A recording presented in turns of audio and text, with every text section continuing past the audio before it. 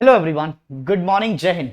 मैं आपका साथी, आपका दोस्त, आपका हमदर्द आपके साथ लेकर आ गया हूं बजट का एनालिसिस। देखिए सर, क्योंकि हम आपका इकोनॉमिक्स से रिलेटेड आपका संबंध रखते हैं और पढ़ा भी रहे हैं, तो इतना तो हक बनता है कि आपको पता लगे कि क्या क्या आपके लिए अच्छा आया है, क्या क्या नहीं मिला है। बहुत सारी जगह आपका अफवाहें फैली हैं कि सर मिडिल क्लास के लिए आपका कुछ नहीं मिला, हम तो आपका मिडिल क्लास वाले हैं तो हमारे लिए क्या है क्या नहीं है।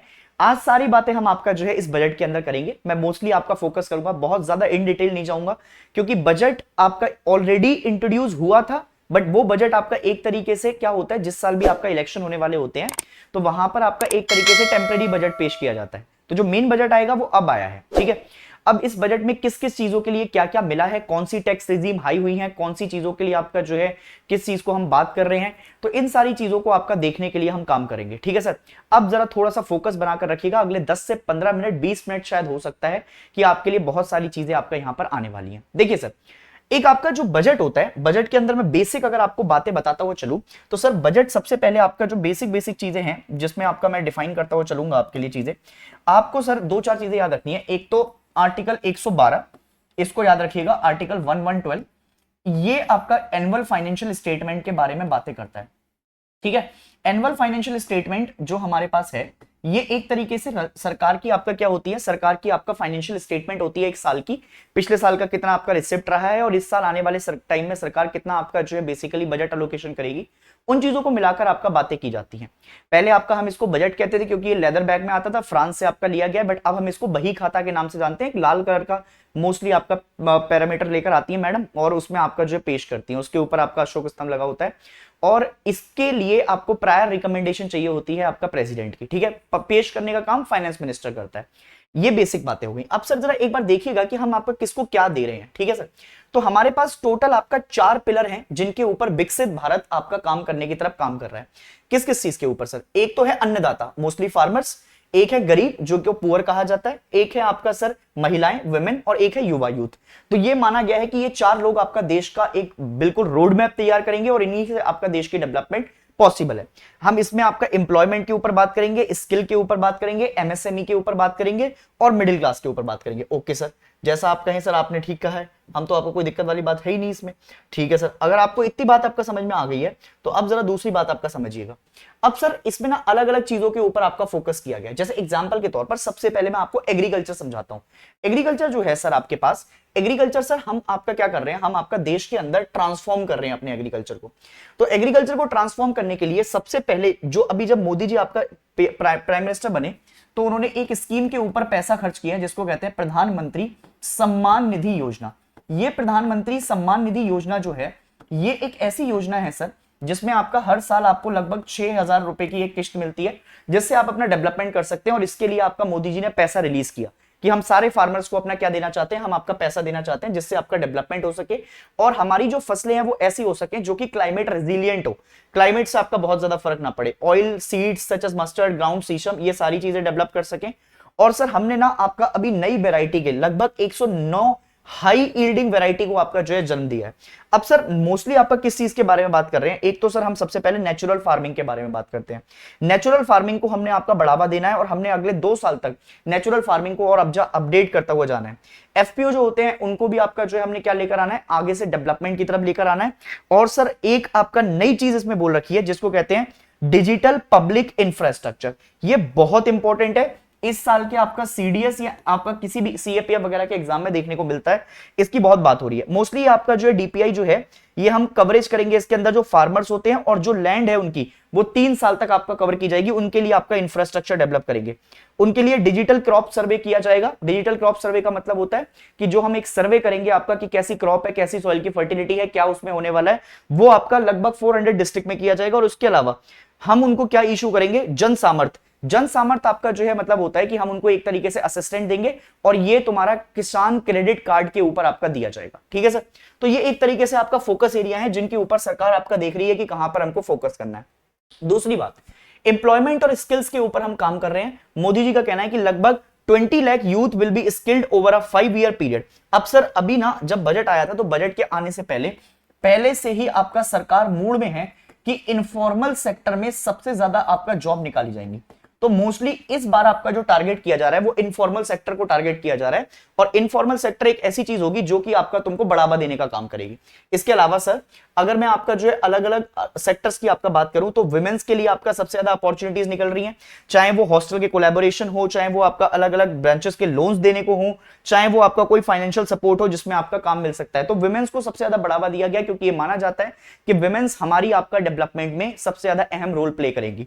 ठीक है, अब सर आपका वापस आते हैं, अगर आपको ये बात भी आपका समझ में आ रही है तो कुछ आपका स्कीम्स हैं, जैसे सर एक सबसे इंपॉर्टेंट स्कीम जो इस साल के पेपर के लिए मुझे लगी है कि आनी चाहिए, इसका नाम है पूर्वोदय। सर इसको ना पेपर में जितने इंपॉर्टेंट मार्क्स से आप कलेक्ट करेंगे उतना ही आपके लिए काम बढ़ेगा। ये पूर्वोदय स्कीम जो है विकास भी और विकसित भी, विकास भी और विकसित भी मोस्टली पूर्वोदय, पूर्वोदय मतलब आपका जो हमारा पूरब वाला पार्ट है, इसमें कौन कौन सी स्टेट कवर होंगी सर, बिहार हो गया, छत्तीसगढ़ हो गया, इसके अलावा सर आपका जो है आंध्र प्रदेश हो गया, फिर आपका झारखंड के अलावा वेस्ट बंगाल हो गया, उड़ीसा हो गया। ये मोस्टली आपका इनको क्या किया जाएगा, इनके पास वेल कनेक्टिविटी बढ़ाई जाएगी, इंफ्रास्ट्रक्चर बढ़ाया जाएगा, डेवलपमेंट ऑफ रोड्स किया जाएगा, हाईवेज बनाए जाएंगे, और इसके अलावा अमृतसर से कलकत्ता तक एक इंडस्ट्रियल कॉरिडोर बन रहा है। इस बात को याद रखिएगा, पेपर में पूछ सकता है कि इंडस्ट्रियल कॉरिडोर कहां से कहां तक है, तो अमृतसर से और कलकत्ता तक का जो कॉरिडोर बनाएंगे उसको आपका क्या कहेंगे, उसको आपका अमृतसर इंडस्ट्रियल कॉरिडोर कहा जाएगा। इसके अलावा लगभग 3 लाख करोड़ रुपए दिए गए हैं जो कि मोस्टली बेनिफिट करेंगे वुमेन्स को और गर्ल्स को। इसके अलावा सर प्रधानमंत्री जनजातीय उन्नत ग्राम अभियान, ये मोस्टली आपका ट्राइबल्स के लिए काम कर रहे हैं। ट्राइबल्स के लिए पहले भी आपका सरकार बहुत कुछ करती हुई आ रही है और यहां पर भी हमने देखा है कि आपका काफी काम हो रहा है। इसके अलावा लगभग जो रूरल इलाके हैं उन इलाकों में हमको अगर आपका अच्छी लेवल पर चीजें पहुंचानी है, हमको बैंकिंग सर्विस अच्छी करनी है, हमको आपका वहां पर पैसा पहुंचाना है, तो हमको आपका क्या करना पड़ेगा, हमको आपका जो है पोस्ट पेमेंट बैंक को बढ़ावा देना पड़ेगा। इसीलिए पोस्ट पेमेंट बैंक के लिए 100 ब्रांचेस खोलने की बारे में बात की गई है। तो सर आपसे पेपर में पूछ सकता है कि पोस्ट पेमेंट बैंक के आपका क्या क्या बेनिफिट है, क्या ये क्रेडिट कार्ड इशू कर सकते हैं, क्या ये डेबिट कार्ड इशू कर सकते हैं, ऐसे क्वेश्चन आपके लिए पेपर में आपका तैयार हो सकते हैं। इनको याद रखिएगा, post payment bank CDS perspective. ठीक है, पोस्ट पेमेंट बैंक के बारे में बात हुई है। इसके अलावा sir Andhra Pradesh reorganisation bill के बारे में बात हुई है, एक्ट आई है, तो अब इसमें क्या किया गया है, फाइनेंशियल सपोर्ट दी जाएगी आंध्र प्रदेश को, लगभग 15,000 crore will be arrange for financial year 2025 and 2024। और मोस्टली आपका जो जितना भी इंफ्रास्ट्रक्चर है वहां पर रोड्स डेवलप की जाएंगी। एक और चीज याद रखिएगा important, Visakhapatnam Chennai industrial corridor बनाया जा रहा है। जैसे अमृतसर वेस्ट बंगाल बनाया जा रहा है वैसे ही विशाखापट्टनम और चेन्नई का एक कॉरिडोर बनकर तैयार हो रहा है। इसके अलावा सर एक और हो रहा है हैदराबाद और बेंगलोर इंडस्ट्रियल कॉरिडोर। ये 3 कॉरिडोर आपके पेपर के लिए इंपॉर्टेंट रहेंगे, कभी भी पूछ सकता है आपसे कि क्या क्या पर्सपेक्टिव है, कहां पे कौन सा कॉरिडोर बन रहा है, इनको याद रखिएगा प्लीज पेपर के लिए। ठीक है सर, नेक्स्ट अगर मैं आपका और आगे बढ़ता हूं तो अब सर आपका मैन्युफैक्चरिंग एंड सर्विसेज के ऊपर जा रहे हैं। मैन्युफैक्चरिंग एंड सर्विसेज में आपका जो है, क्योंकि तुमको पता है manufacturing is the backbone of the society and industrialisation is the development road. ठीक है, तो इसमें हमने सबसे ज्यादा जो फोकस दिया है वो आपका किसको दिया है, एक तो सबसे पहले आपका मुद्रा लोन याद रखिएगा आप। एक मुद्रा लोन जो आपका दिया जाता है, मुद्रा में अलग अलग आपका तरीके के लोन दिए जाते हैं, शिशु, किशोर, वयस्क, ये सारे लोन आपका बांटे जाते हैं। तो मुद्रा लोन आपके लिए काम का बनेगा। मुद्रा के बाद सर आपका जो है इंपॉर्टेंट आपके लिए क्या है, मुद्रा के लिए आप जो इंपॉर्टेंट आपका सर जानेंगे है ना सर, इसको आपका जो है इंपॉर्टेंटली जानिएगा। मुद्रा के लिए सर आपका जो है इंपॉर्टेंट जो आपका जानते हैं आप, मुद्रा लोन जो है आपके पास, मुद्रा लोन सर आपका बहुत ही इंपॉर्टेंट रहने वाला है। मुद्रा के अंदर आपका जो है अलग अलग तरीके के पीरियड्स पर आपका स्ट्रेस किया जाता है। एमएसएमई को आपका बढ़ावा दिया जाता है। एमएसएमई जो हमारे हैं ये क्या करते हैं, ये लगभग आपका 20 लाख करोड़ का आपका जो बेसिकली काम दिया है इनको, और इसके अंदर अलग अलग कैटेगरी में आपका डिवाइड कर दिया गया है। स्कीम्स आपका इसमें पैसा पहुंचाएंगी, रेंटल हाउसिंग आपका इसमें रहेगी, और इन चीजों को आपका जो है बढ़ावा देकर आगे बढ़ाया जा रहा है। ठीक है सर, अब मैं आपका आगे बढ़ता हूं एमएसएमई को छोड़कर अर्बन डेवलपमेंट में क्या क्या हो रहा है। देखो अर्बन डेवलपमेंट में 3-4 चीजें हैं जिनको सरकार फोकस करना चाहती है। सबसे पहले है स्टैंप ड्यूटी। स्टैंप ड्यूटी को आपका जो है बेसिकली सरकार क्या चाहती है कि इसको बढ़ाया जाए। स्ट्रीट मार्केट्स आपका जो है मोस्टली हट्स वगैरह बनाई जाएंगी। हार्ट्स आपका जो है बनाकर हम क्या करेंगे, इनको आपका जो है सिटीज को सिलेक्ट करेंगे और उनसे आपका जो है पैसा बढ़ाने का काम करेंगे। इसके अलावा आपका वाटर मैनेजमेंट की बात भी सरकार कह रही है। और सर सुनिएगा सबसे इंपॉर्टेंट, लगभग 3 लाख घरों को आपका जो है बढ़ावा देने के बारे में बात की है, जिसमें प्रधानमंत्री आवास योजना का आपका सबसे बड़ा रोल प्ले रहने वाला है।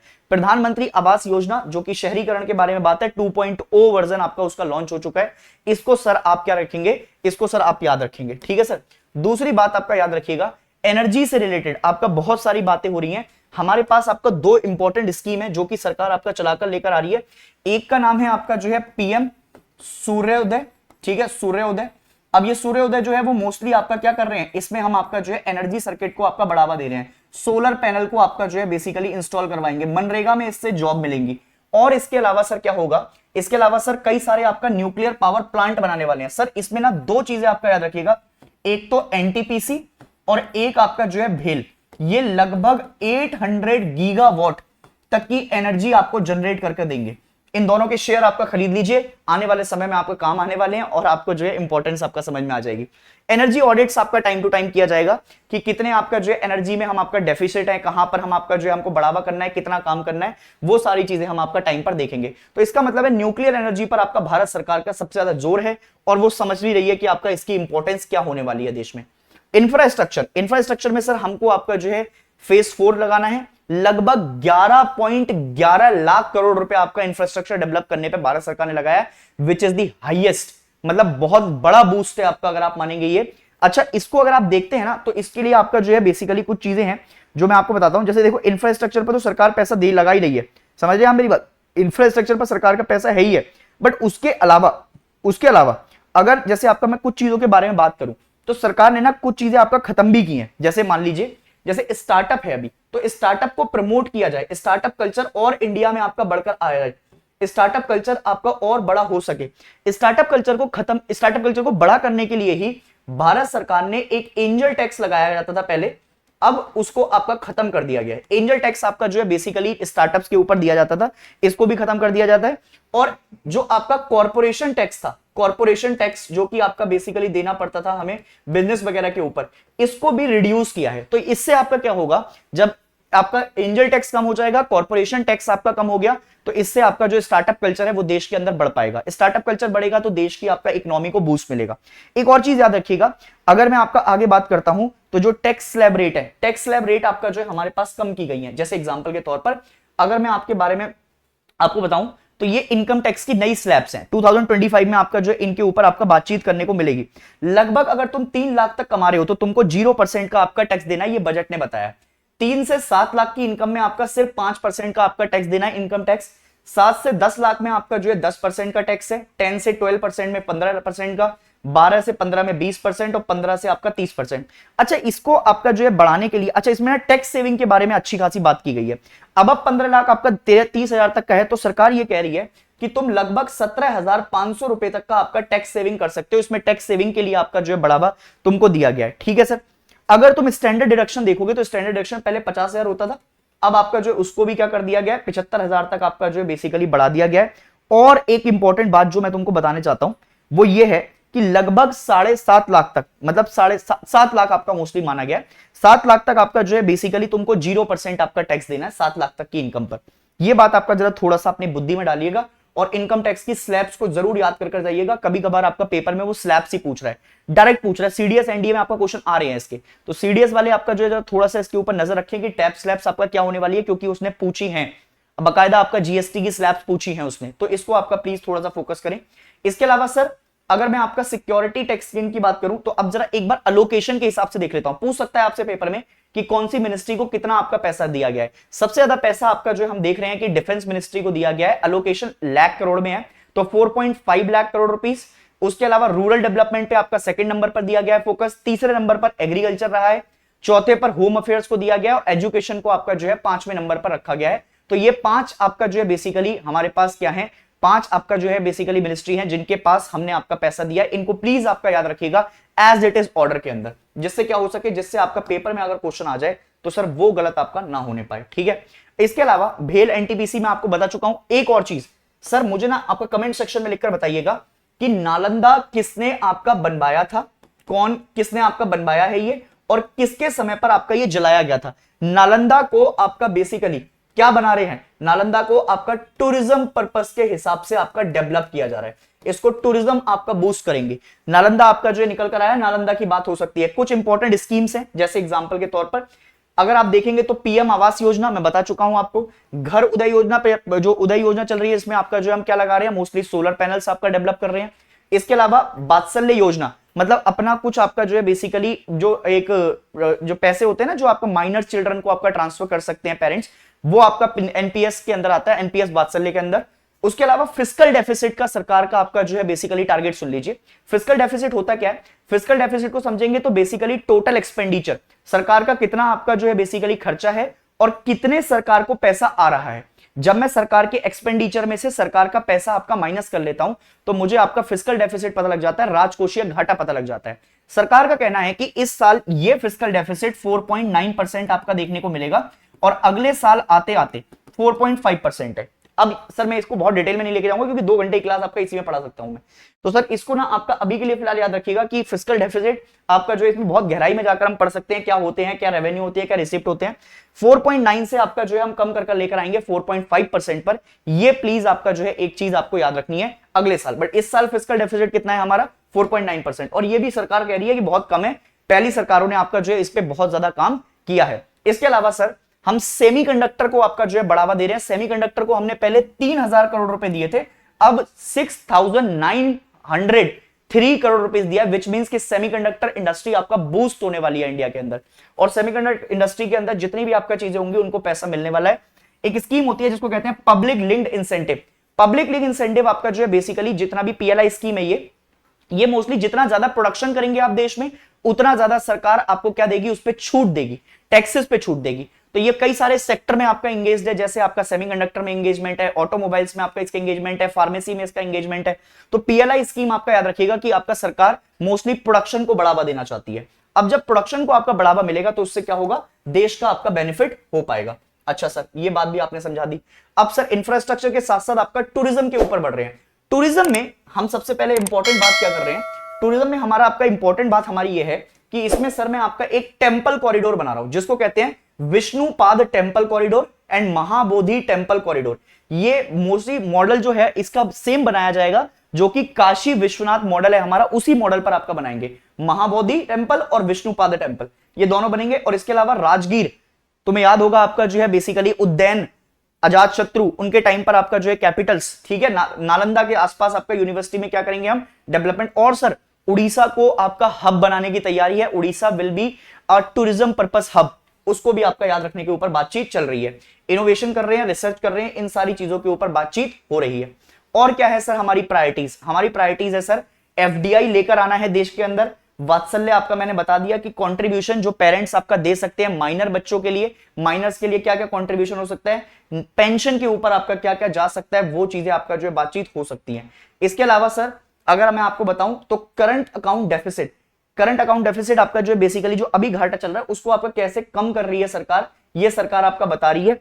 और सरकार ने आपका ये भी दिखाया है कि मोस्टली जो इन्फ्लेशन है, इन्फ्लेशन आपका धीरे धीरे कर कम होती हुई दिखाई दे रही है। इन्फ्लेशन का टारगेट आपका जो है जो भारत सरकार देती है, भारत सरकार ने आपका टारगेट दिया हुआ है 4% ±2, ये आरबीआई आपका मेंटेन करती है। समझ रहे हो मेरी बात? तो सरकार दिखा रही है कि आपका धीरे धीरे कर आपका हमारी इन्फ्लेशन भी कम होती हुई जा रही है। अगर इन्फ्लेशन कम हो रही है तो इससे आपका और सारी चीजें हम देख सकते हैं। अब सर मेडिसिन को आपका जो है बेसिकली चीपर किया जा रहा है, जैसे कैंसर मेडिसिन वगैरह है उनके ऊपर आपका चीप देख सकते हैं आप। मोबाइल इंडस्ट्री आपका चीप हो जाएगी समय के साथ, डोमेस्टिक वैल्यूज आपका चीप हो सकती हैं आने वाले समय पर आपका जो है। इसके अलावा बर्डन जो पड़ने वाला है, बर्डन कुछ आपका अलग अलग सेक्टर्स पे, जैसे एंजल टैक्स में आपको बता रहा था, देखो इसको एबॉलिश कर दिया गया, इसको याद रखिएगा। एंजल टैक्स के बारे में आपका बातचीत हो सकती है। और सर इसके अलावा आपका जो है रुपी, कौन सी चीज कहां से आ रही है, इसको भी प्लीज आपका याद रखना है आपने, ठीक है सर, इसको भी आपका याद रखना है आपने। याद रखिएगा, मैं फिर से कह रहा हूं, यहां से आपका क्वेश्चन बन सकता है, ठीक है सर। क्या बात समझ में आ रही है? बोलो हाँ या ना, ठीक है। अब सर एक और चीज सुनिएगा, एक कैपिटल गेन टैक्स होता है, कैपिटल गेन टैक्स, सीजीटी आपका इसको कहते हैं सर, ठीक है। अब ये कैपिटल गेन टैक्स क्या होता है, इसको अगर आप समझेंगे तो कैपिटल गेन टैक्स आपका दो तरीके के होते हैं, एक होता है शॉर्ट कैपिटल गेन टैक्स और एक होता है आपका long term capital gain tax. मान लो जैसे तुमने कोई घर बाय किया, घर बाय कर आपका तुमने एक ही साल के अंदर बेच दिया, तो उसके ऊपर जो सरकार तुमसे आपका कैपिटल जो तुमने गेन किया, कैपिटल मतलब जो पूंजी से पैसा आया है तुमको, उसके ऊपर सरकार जो टैक्स लेगी वो शॉर्ट टर्म है। और एक घर तुमने आपका 1990s में लिया था और अब ये घर तुम 2024 में बेच रहे हो, तो इससे जो आपका तुम पैसा दोगे सरकार को वो लॉन्ग कैपिटल गेन टैक्स होगा। अच्छा, सरकार ने दोनों ही बढ़ाए हैं, सरकार ने जो दोनों बढ़ाए हैं उसमें शॉर्ट टर्म गेन्स में आपका जो है बेसिकली कैपिटल गेन 15% था पहले, अब इस साल सरकार ने बढ़ाकर उसको 20% कर दिया, और लॉन्ग टर्म में 10% था, उसको बढ़ाकर आपका सरकार ने कितना कर दिया है, उसको बढ़ाकर सरकार ने 12.5% आपका जो है कर दिया। इस बात को दोनों को याद रखिएगा। रुपी कहां कहां जा रहे हैं देखो जरा ध्यान से देखो। सबसे ज्यादा आपका जो पैसा जा रहा है वो स्टेट शेयर में जा रहा है। स्टेट शेयर मतलब आपका जो हमारी फाइनेंस कमीशन होती है article 280 of the Indian constitution के अंदर, वो डिफाइन करके जाती है कि शेयर कितना देना है। इसके अलावा फाइनेंस कमीशन आपका जो 9% ट्रांसफर करवा रही है, पेंशन के ऊपर 4% जा रहा है, इंटरेस्ट सबसे ज्यादा पेमेंट कर रहे हैं हम 19% आपका देखो। उसके अलावा सेंट्रल सेक्टर स्कीम को 16% दे रहे हैं, सब्सिडीज में आपका जो है 6% जा रहे हैं। अब तुम कहोगे कि सर सब्सिडीज में आपका जो है कौन सी सब्सिडी को कितना पैसा आपका दिया जाता है, तो सर सब्सिडी में 3 आपका सब्सिडी है। एक तो सबसे पहले आपका फूड सब्सिडी है, फूड सब्सिडी के बाद आपका सर दूसरी सब्सिडी को याद रखिएगा जो है फर्टिलाइजर, और फर्टिलाइजर के बाद आपका सर एक तीसरी आपका जो इंडस्ट्री है उसको कहते हैं पेट्रोलियम। तो सर ये तीनों जो है ना, ये तीनों के ऊपर सबसे ज्यादा आपका जो है सब्सिडी भारत सरकार दे रही है, फूड, फर्टिलाइजर और पेट्रोलियम। ठीक है सर। अब क्वेश्चन आपका ये भी उठ सकता है कि सर पेट्रोलियम के ऊपर आपका जो है क्या जीएसटी कलेक्ट होता है? Answer is no. तो पेट्रोलियम और डीजल के ऊपर एक्साइज ड्यूटी आपका कवर की जाती है, एक्साइज ड्यूटी। एक्साइज ड्यूटी आपका जो है पेट्रोलियम और आपका जो है किसके ऊपर लगती है? डीजल के ऊपर लगती है। अब मैं सर आपको जरा कुछ चीजें आपका लिख कर देता हूं। एक चीज आपका जो है और याद रखिएगा आप, यहां से कितना पैसा आपका जो है कहां कहां से आ रहा है, कौन से आपका टैक्स से कलेक्ट होकर आ रहा है, ध्यान रखिएगा। सबसे ज्यादा पैसा जो आपका भारत सरकार कमा रही है वो इनकम टैक्स से कमा रही है। इनकम टैक्स के अलावा दूसरा जो है वो आपका जीएसटी से आ रहा है सर पैसा। जीएसटी के अलावा सर फिर आपका कॉर्पोरेशन टैक्स से आ रहा है, कॉर्पोरेशन टैक्स में तीसरे नंबर पर आपका याद रखेंगे। कॉर्पोरेशन टैक्स के बाद सर आपका चौथा पैसा जो आ रहा है वो आ रहा है सर एक्साइज ड्यूटी से। एक्साइज ड्यूटी के अलावा सर फिर जो आ रहा है वो आ रहा है सर कस्टम से। तो ये जो आपका बेसिकली कुछ सेक्टर हैं, यहां से सरकार को सबसे ज्यादा आपका क्या होती है? इनकम होती है। इन सेक्टर को भी याद रखिएगा ताकि आप पेपर में आपका क्या कर पाए, ताकि आप पेपर में इनको कवर कर पाए। मोस्टली मुझे लगता है कि आपका मैंने सारी चीजें आपका कवर कर दी हैं। अगर फिर भी आपका ऐसा कुछ रह जाए जो कि आपको समझ में ना आए तो सर आपका जो है उसको कमेंट सेक्शन में लिख दीजिएगा, मैं आपका उसको बता दूंगा। लगभग उसके अलावा मैंने सर सारी चीजें कवर कर दी हैं। तो सर ये एक बजट का एक आपका छोटा सा एनालिसिस है। Anything which you don't understand, write it in the comment section and show some love, share the session and ऐसे ही आपका वीडियो के लिए मैं मिलता रहूंगा आपसे। तब तक के लिए अपना प्यार दिखाते रहिए। जय हिंद।